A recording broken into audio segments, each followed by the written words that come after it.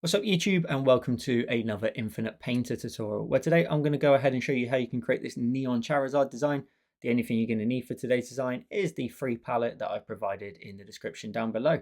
Have some fun creating your own neon designs. In the tutorial I explain how you can go ahead and do this for any type of design or any other Pokemon or anything else that you'd like to turn into neon. And if you want to go ahead and support the channel and the work that I do here, you can now become a member of the channel. You get early access to my YouTube tutorials, as well as a loyalty badge beside your name that grows over time, and you can go ahead and flash that in the comments. And your support really does help the channel here and the work that I do. So if you want to check that out, there's a link in the description down below. Enjoy today's design, and with all that said, let's get started. So for today's canvas size, I've gone ahead and set the canvas size, which is 2000 by 2000. I've set the color to black by dragging the color here into the bottom left and hitting create. We'll go through to our canvas, and as always, let's go ahead and add in all the requirements that we need. So we're going to go up to our three dots. We're going to go to the option of import, and we're going to go ahead and grab the palette image, whether or not you saved it to your photos or your files, wherever you saved it to. You can go ahead and tap on the option here that fits your device. And once you've tapped on the palette and you've found it, you need to import it as a reference. If we tap on reference, you'll see I've now got these four colors in the top left of the palette: orange, yellow, blue, and red. We're then going to go ahead and go up to the three dots again and go to the option of import. We're going to go to wherever you've saved the stencil guide. And again, it's going to ask you, do you want to import it as a layer or a reference? We're going to import it as a layer. And if we hit the tick, you'll be able to see a very, very rough on your screen. I'll go ahead and I'll duplicate it for you for a moment and then tap on it and merge it down. We can see a Charizard stencil guide that I provided. Now what we're going to go ahead and do is we're going to keep that at the top. We'll create a new layer in front of it, so it's in front of the stencil guide. So make sure you can tell that with your layers. We're going to go ahead and go straight to our brush, and we're going to go ahead and go to calligraphy. We're going to go to the monoline brush, and if we go ahead and we tap on the settings up here, we're just going to make sure that smoothing is very high. I've got it actually at 100, just so our lines are super nice and smooth for today's design. And the size of the brush wants to be 7.6 pixels. Now we need to go ahead and first of all select the orange. Now if you haven't got the option here to tap on the palette, for example, if I tap on red, notice how my color changes every time I tap on a different color. So if I tap on the orange, I've got it. If you don't have that with your equipment, just go up to the three dots in the top right, go to settings, and go to the option down here of gestures and long press an eyedropper. And you'll be able to go ahead and hold down just like I'm doing now and select the color using the ring that I've got there. So I'm going to grab the orange. And now we'll get started by adding in all of our line work. So we're just going to zoom in on our stencil and just start creating all of that. So I'm going to follow the guide. I'm starting down here at the foot. So what you can do is in your own time, you could go ahead and maybe find another Pokemon or something else that you like design-wise that you want to turn into a neon design and stencil over the top of it to create yourself your own very stencil like I've done today. And all you then need to do is select the colors from that particular item, object, or person or character, whatever it's going to be. And then you can go ahead and create your own sort of neon design just like we're doing today. So a stencil guide is simply a lot of the time just a trace of a particular thing. And with something like a Charizard, for example, it's a character that already exists. So what I always believe is that if a character already exists, for example, we're not making our own kind of dragon here. We want to go ahead and abide by what it actually looks like. We don't want to go ahead and just try to draw it freehand. The character has certain design, a certain look, and you want to make sure that it matches up. Now in certain areas you'll also see me sometimes link the line, sometimes I'll separate the line. If I separate it, sometimes it's because, for example here, where the tail goes over to the left hand side, I'll leave a gap, and I'll also leave a gap at the bottom. And that kind of, to me, shows that sort of the back area here is a little bit further back in our design.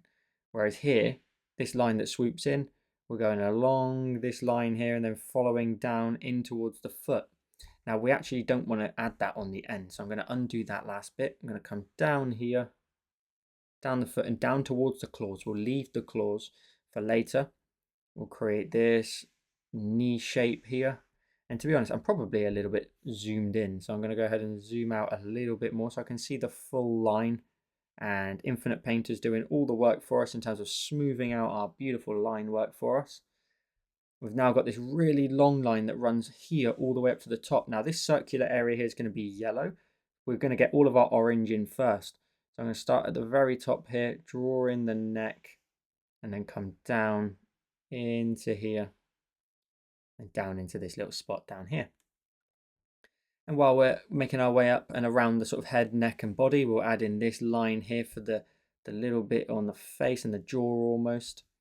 And then we're going to go ahead and introduce the line work for the top of the head. So we'll go around the back area here, adding in those sort of horn shapes up and around the eye. Now this is actually one of the more popular tutorials I've ever created on my main channel. So I thought I'd bring it to the Infinite Painter channel as well for you guys to be able to create your own neon designs.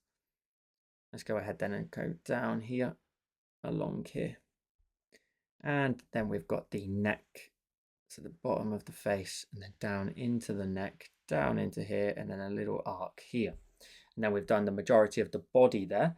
We've got the tail that runs in behind, so we're going to go ahead and just create those shapes so they come along here. And go ahead and just draw that line in there. Draw in another line here for detail. There is another one here too, and another one here too. Awesome stuff. That tail goes all the way around to the opposite side, so it comes through here up into a point, and there's essentially 3 lines here that make their way up into a point where we've got the flame that's going to sit. Notice how I've left a couple of gaps there just so they've got a little bit of space. Let's do the arm while we're here. So we're going to leave a gap because it's a little bit further back in our design. Now I'm going to follow the guide. So this one's got a little bit more of a straightforwardness to it in terms of a tutorial. You know, we've got the guide, and then it's a matter of me then showing you how you create the neon effect. And the neon effect is very much a build up of layers. There are certain filters in Infinite Painter, but a lot of the time with neon designs like to do the effect myself, because then I'm in full control of how it looks. So we're going to do the top of the wing now. So the wing comes along here up. I'm going to do the underside, so it's quite a long line, and that's exactly why we want that smoothing of Infinite Painter to help us out. I'm going to come along the top edge again, up into here. Now up here we've got a little bit of a point up here, so we're going to add in that point on the top there, and then create another one here. So as I said earlier, if you want to go ahead and do your own neon designs of your own characters, just find yourself a photo of the one that you like, and then just simply go ahead and create your stencil guide yourself, and then just draw in all the lines in the colors that they need to represent in the final neon design. So I'm doing the wing now on this side, so I'm going to start on the underside here, trying to just peek around my hand a little bit so I can see the guide coming all the way down into a point there. I'll go up from here. We'll create this outer shape in towards a point here. Again, create that point on the top. And again, we'll create another one down into here. Now, please let me know in the comments down below. Do you want to see more neon designs? I've got loads more that I can share with you. So let me know in the comments down below. Now, we're going to do it all on the same layer. So we're going to go ahead then and we'll just switch to the next color. So it's the yellow in the palette. We'll zoom in. We've got the belly here, which hopefully we can try and do in one continuous shape. So we can go ahead and just go along here, up here, down. I'm trying to avoid the orange line there, and then go all the way around towards the bottom there. The other yellow area is this smaller flame. So we're going to come down here. You want to kind of be a bit aggressive with the curves and the flicks here. So try not to let Infinite Painter sort of smooth your lines out too much. You do need to have a couple of sharp, pointy edges on here, just to show that cool flame. Lovely stuff. And then zoom in out. The next color we'll move to is the blue in the palette, the third color. And the blue is going to be primarily the wing. So I've moved over to the left hand side. We've got a little bit of the wing that sits under here. I've then got this bottom line here. So I'm going to come along down into a point and then come along again into there. And then we've got essentially 3 lines. I'm going to draw a line from here up towards the sort of point up there. I'm going to draw in another line here and another line in here. And that's all I'm going to introduce for the wings. And then we repeat it on the opposite side. We'll create this little sort of small area down here on the underside of the wing. And then we'll go ahead and create that too and let that run down towards the end. And again, 3 lines. We want to follow the point to point here pretty much. And then another line in here, and then another line in here too. And then the final color to add in terms of colors anyway is the red, so the 4th color in the palette. and that is only used on the tail down here. We're going to go ahead and create the outline here of the flame again, following the guide.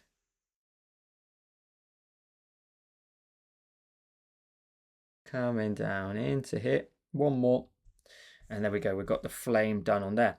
The final color is actually to change our color to white by dragging up into the top left. And then we need to go ahead and introduce the claws at the bottom. So we can go ahead and draw these in like so. So just little sort of pointed, rounded, triangular shapes almost into here, linking them up. And again, just following the guide. So as long as you get all your colors in, you're good. We'll move across to the opposite side. Create that claw at the front, followed by the other ones. Now you can go ahead then and like leave little gaps like I've just done there, to again kind of separate them and push them further back. That way you end up with some almost depth effect to them. In the claws here on the hands, we've got 3 to introduce. Now you want to definitely try your best to just leave a little bit of a gap between them, because otherwise they'll get really, really glowy and very close to each other. And likewise, all your lines, don't want to introduce 2 lines too close together, especially with neon. And then zooming out, we're going to zoom in on the face. We've got just 2 little triangles to introduce for the teeth up here. And then we've got the eye as well. So we go from this corner of the eye along here, round, round, and there we go. We've got our Charizard line work all done. Now, before we move on, I also want to go ahead and add in a background. So we're going to create a new layer and drag it all the way to the very bottom of our design. Make sure, of course, we go up to our 3 dots and hit save. That's always good practice with Infinite Painter. And while we've got white selected, we're going to go to our brush. Let's tap away from there. We're going to go into textures and we're going to grab the bricks brush here at the top. Once you've tapped on that, you want to make sure your size is maxed out as large as you can. And what we're going to do is we're just going to cover the entirety of our screen with some bricks. And once you've done that, we then want to go ahead and tap on this layer. We want to bring the opacity of this right down. We want to bring that down to it's a nice subtle color. We're going to bring it all the way down to 18%. And then on the background area, I'm also going to go ahead and for example, I'll go to my eraser. Tap on the eraser and go to the option of sprayers. So we'll go to sprayers. We'll grab the soft airbrush. We'll go ahead and make the size fairly large. We've got around about a 300 mark. That's not even big enough. We'll cut up to something around about 800. That looks pretty good. And then in the corners, I'm just going to curve my pen really lightly just to blend out the corners and create a bit of a vignette almost. And then lightly just take away a little bit of your brickwork. So in the sort of gap. So curve your pen in the corners, creating like a rounded shape. And then lightly just take away a little bit of your brickwork. We just want to round off the corners. Really dark in the corners and then just a little bit down the edges, just to focus our brickwork towards the center of our design. So once you've done your background, we can go ahead now and start to work on all the different glows that are going to happen for our Charizard here. Now the first one we actually want to make is a shadow. So I'm actually going to tap on this layer first of all and duplicate it. So I've got 2 of them now. And if you want to, you can tap on your layer that's got your guide on and tap on it and delete it. So you don't need that sort of stencil work anymore. The layer underneath, so you've got the 2 line works here. If you tap on it and you alpha lock it, and then you go to let's go to our colors and change it to black. If we change our brush quickly and we change it back into sprayers and we go for, say, let's go for just the medium airbrush, and we max out the opacity, flow, and this size wants to be nice and large, because all we're going to do is just very quickly cover in all of our lines with black. So just go over it a few times, making sure you cover it all in black. Lovely stuff. You'll see your thumbnail might have changed ever so slightly. And then if we tap on it and we turn off the lock, if we go to our create options, we go to edit, basic transform, and we zoom in enough that we can just see this area here. If we drag down, we're going to just bring down a black outline, a bit of a shadow. It's really, really subtle, but if I hit the tick, take a look in, let's try and find an area here. For example, you can see that black line. The same line, you've got the black line underneath all of these areas here, and that's just like a little bit of a shadow. And what we're going to do is we're going to go up to our create options, go to edit, we're going to go to the option of edit and filters, structure and blur, and we're going to zoom in on that line work, and you just want to try and find it on your design. Lovely, I can find that now.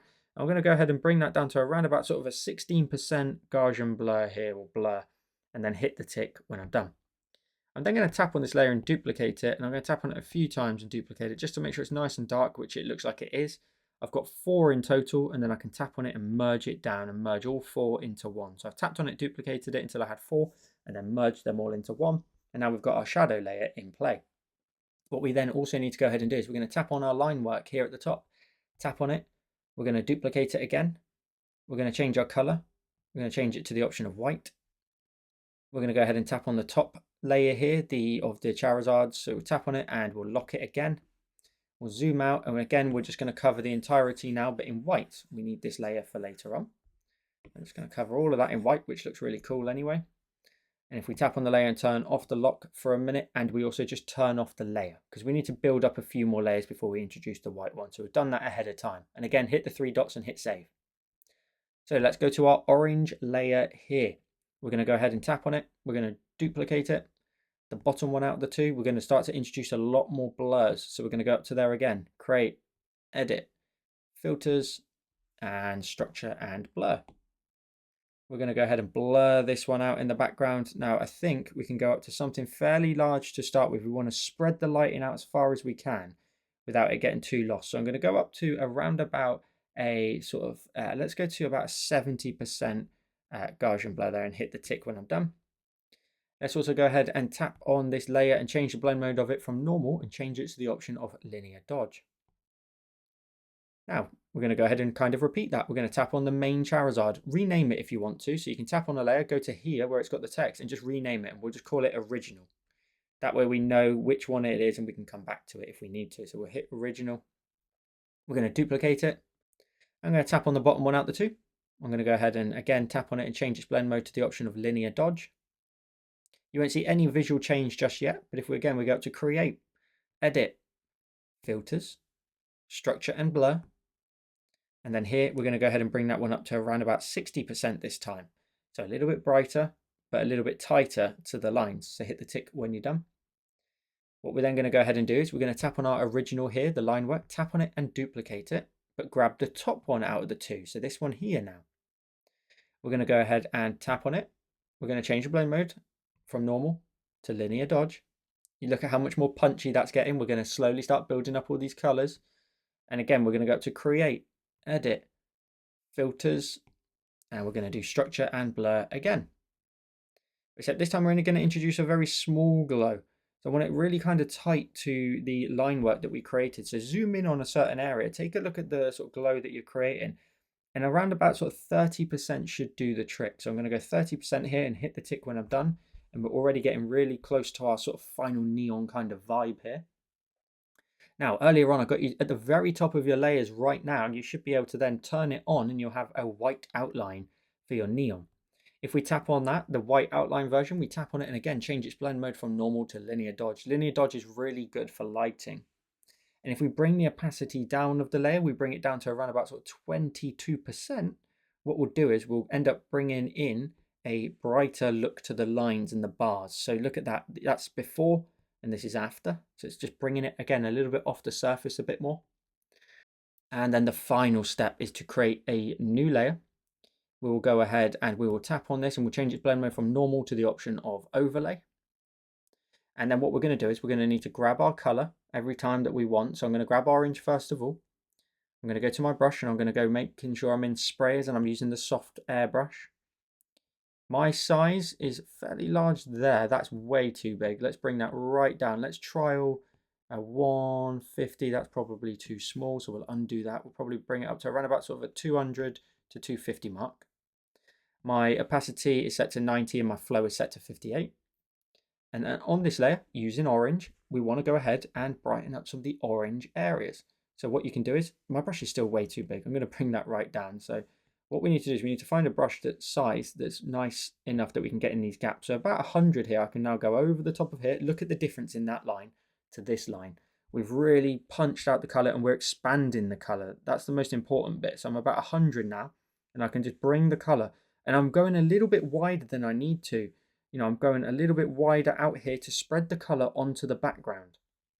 You only kind of want to do one coat here, but make sure you go all the way around your design. Go over the orange areas. We're spreading the colors out. We're trying to make the sort of neon bars a little bit wider. Going up here, down into that gap there, up the orange lines. Go round the hand. It doesn't need to be anything sort of particular or too meticulous.